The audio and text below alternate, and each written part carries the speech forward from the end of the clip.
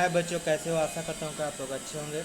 आज मैं क्लास 8 का वीडियो लाया हूँ जिसमें हम लोग टॉपिक पढ़ने वाले हैं हार्मफुल माइक्रो ऑर्गेनिज्म। हार्मफुल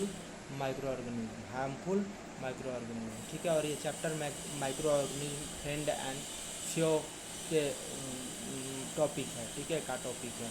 तो ये जो हार्मफुल माइक्रो ऑर्गेनिज्म है वो किस चैप्टर का टॉपिक है? माइक्रो ऑर्गेनिज्म चैप्टर का टॉपिक है, ठीक है। तो इसको हम लोग पढ़ने वाले हैं आज। और मेरे वीडियोज़ को लाइक शेयर नहीं करते आप लोग, कर दीजिए। और साथ ही साथ चैनल को सब्सक्राइब कर लीजिए, प्लीज़ चैनल को सब्सक्राइब कर लीजिए, ठीक है। तो microorganisms are harmful in many ways. जो माइक्रो ऑर्गेनिज्म होते हैं वो बहुत तरह से हानिकारक भी होते हैं। Some of the microorganisms cause disease, कुछ उसमें से जो माइक्रो ऑर्गेनिज्म होते हैं वो रोग करते हैं जो इंसान में, प्लांट में और जानवरों में। सच डिजीज काउजिंग, इसी तरह के जो रोग करने वाले होते हैं माइक्रो ऑर्गेनिज्म, उनको पैथोजन बोला जाता है। क्या बोला जाता है? पैथोजन, ठीक है, पैथोजन्स बोला जाता है, ठीक है। एंड सम माइक्रो ऑर्गेनिज्म, कुछ जो माइक्रो ऑर्गेनिज्म होते हैं वो चीज़ों को बर्बाद करते हैं, जैसे कि खाना को, क्लोथिंग को, कपड़े को, लेदर को, ठीक है, इन सब चीज़ों को बर्बाद कर देते हैं। डिजीज काउजिंग माइक्रो ऑर्गेनिज्म, वो माइक्रो ऑर्गेनिज्म जो रोग करते हैं। पैथोजेंस जो होते हैं वो बॉडी में एंटर कर जाते हैं सांस के द्वारा या पानी के द्वारा या खाना के द्वारा, ठीक है। और ये जो है आपको बॉडी में कांटेक्ट के द्वारा, डायरेक्ट किसी से कांटेक्ट करते हैं, छूते हैं तो भी फैल जाता है, ठीक है। किसी इन्फेक्टेड पर्सन से आप में आ जाएगा।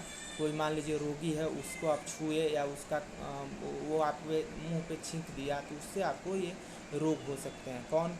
जो भी रोग हैं वो माइक्रो बियल डिजीज इनको बोला जाता है, ये रोग हो सकते हैं। किसके वजह से होते हैं? माइक्रो ऑर्गेनिज्म के वजह से होते हैं। मतलब माइक्रो ऑर्गेनिज्म उसके बॉडी से जो छींक दिया, उसके बॉडी से आपके सांस के द्वारा आपके अंदर चला गया और माइक्रोबियल डिजीज़ हो जाते हैं इस तरीके से, ठीक है। जैसे कि कॉमन कोल्ड हुआ आपका, या फिर टीबी हुआ, ट्यूबरकुलोसिस। तो ये सब रोग जो हैं वो माइक्रो ऑर्गेनिज्म से होते हैं। और ये सब कैसे फैलते हैं? तो पानी से, खाना से, या फिर सांस से, या फिर डायरेक्ट कांटेक्ट से,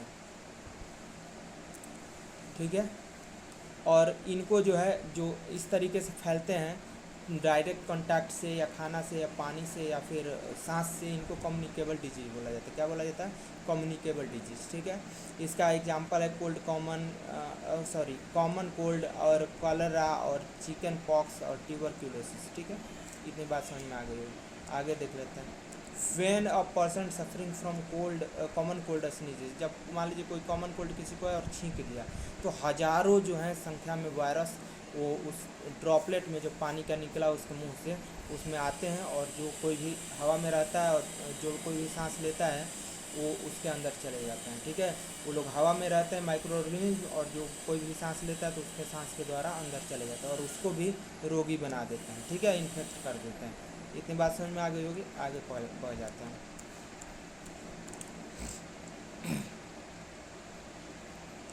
तो आगे कह रहा है कि there are some insects and animals which act as carriers of disease causing microbes. बहुत सारे मतलब कि इंसेक्ट्स हैं और एनिमल हैं जो क्या करते हैं? आपको रोग करते हैं हमें, ठीक है। और कैसे? तो माइक्रोब को यहाँ से वहाँ पहुँचाते हैं जिस वजह से रोग होता है, ठीक है। हाउस फ्लाई जैसे कि है, जो कि गंदे चीज़ों पर बैठती है, फिर हमारे खाना पर बैठती है और वहाँ से रोग हो जाता है, ठीक है। और पैथोजेंस जो होते हैं वो चिपक जाते हैं उसके पैर में या बॉडी में, और वहाँ से वो हमारे खाना पे बैठती है तो वहाँ हमारे खाना में इन्फेक्ट कर देते हैं वो लोग, ठीक है, जो माइक्रो ऑर्गेनिज्म है खाना को। और वहाँ से हम लोग खाते हैं तो हम लोगों को इन्फेक्शन हो जाता है।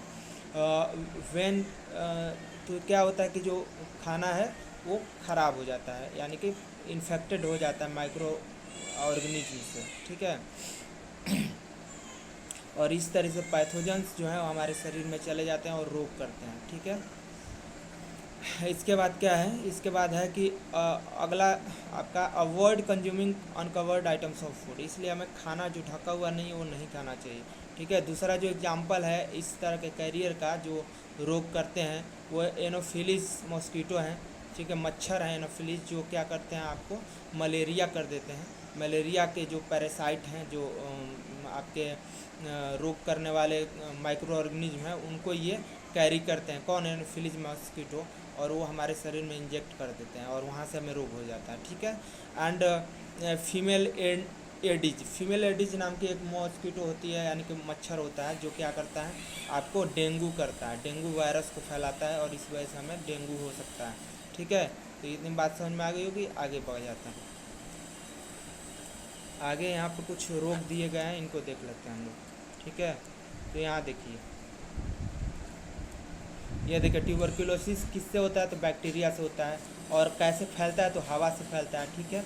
और इससे बचने के लिए आपको क्या है, पेशेंट से दूर रहना होगा और वैक्सीनेशन करवाना होगा, ठीक है। मेसल्स है जो वायरस से होता है, ठीक है, मेसल्स।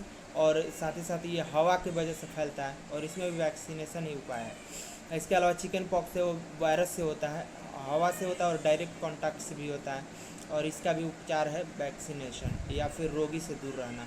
पोलियो है, उसका भी वायरस से होता है वो भी रोग, और ये एयर या वाटर से फैलता है, और इसमें भी आपको दूर रहना है रोगी से और वैक्सीनेशन करवाना है, ठीक है। इतनी बात समझ में आ गई हो। आगे है कलरा बैक्टीरिया से होता है। वाटर और फूड जब गंदा हो जाता है तो उससे ये होता है, और इसके लिए हमें क्या चाहिए कि साफ़ खाना खाएं, साफ़ पानी पिएं, ठीक है। कुक्ड खाना जो पूरा तरह से पका हुआ वो खाना वही खाएं और वैक्सीनेशन करवाएं। टाइफाइड भी बैक्टीरिया से होता है, वाटर से फैलता है, पानी से फैलता है, ठीक है। तो इसमें भी वही है कि हाइजीन मेंटेन कीजिए, यानी कि साफ़ सुथरा रखिए खाना को और जगहों को, ताकि वो फैल ना पाए, कोई भी बैक्टीरिया जो है ये फैल ना पाए।